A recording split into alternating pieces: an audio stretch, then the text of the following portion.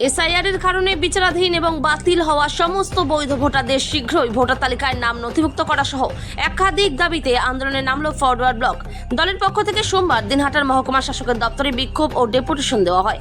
এদিন বিক্ষোভ চলাকালীন সেখানে উপস্থিত ছিলেন দলের জেলা সভাপতি প্রাক্তন বিধায়ক দীপক সরকার, জেলা সম্পাদক মণ্ডলীর সদস্য আব্দুর রৌফ, জয়ন্ত দাস থেকে শুরু করে অনেকেই।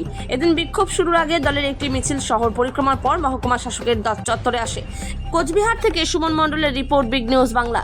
জানেন যে আজকে ঐতিহাসিক 22শে জুন, আজকের দিনে 1940 সনে নাগপুরে সুভাষচন্দ্র ফরওয়ার্ড ব্লককে পার্টি হিসেবে ঘোষণা করেন। সেদিনে তিনি বলেছিলেন অন্যায়, অত্যাচার, ব্যভিচার, দুর্নীতি এবং সাম্প্রদায়িকতার বিরুদ্ধে ফরওয়ার্ড ব্লক লড়াই করবে। সমাজতান্ত্রিক বিপ্লব আমাদের আদর্শ।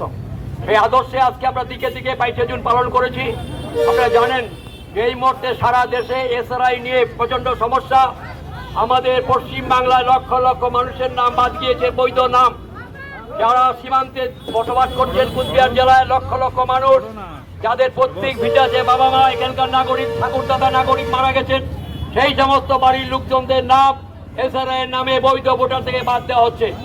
আমরা তাই অবিলম্বে ফরওয়ার্ড ব্লক দাবি করছি যে বৈধ যারা ভোটার, যাদের জন্ম করবো এখানে, বাবা ঠাকুরদার জন্ম ভিটা এখানে, তাদের কাউকে বাদ দেওয়া যাবে না।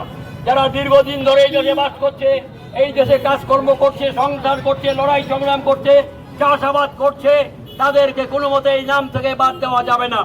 আমরা ফরওয়ার্ড ব্লক তাই দাবি করছি এসডিও সাহেবের মাধ্যমে যে কেন্দ্রীয় সরকারের কাছে, সুপ্রিম কোর্টের কাছে, হাইকোর্টের কাছে যে সমস্ত নাম ট্রাইব্যুনালে বিচারাধীন আছে, এই বিবেচনাধীন নামগুলোকে দ্রুত নিষ্পত্তি করে দ্রুত সেই লোকগুলোর নাম তালিকাভুক্ত করার জন্য, যাতে কোনো বৈধ নাগরিক এদেশ থেকে চলে যেতে না হয়, বিএসএফ কাউকে জুলুম করতে না পারে, অত্যাচার করতে না পারে, অন্যায়ভাবে জুলুম করতে না পারে, এটাই ফরওয়ার্ড ব্লকের দাবি। এই দাবিতে আজকের বিক্ষোভ। আমরা এসডিওর কাছে এসেছি, হাইকোর্ট, সুপ্রিম কোর্ট, সেখানেও দাবিপত্র পাঠাবো, প্রধানমন্ত্রীর কাছে পাঠাবো, মুখ্যমন্ত্রীর কাছে পাঠাবো। আমরা আশা করছি নির্বাচন কমিশন সহ সকলে বিষয়ে বিবেচনা করে বৈধ ট্রাইব্যুনালের নাম নিষ্পত্তি করে তাদের নাম যাতে থাকে দ্রুত তার ব্যবস্থা করবেন। এই বলে নেতাজির নামে শপথ দিচ্ছি লড়াই সংগ্রামে।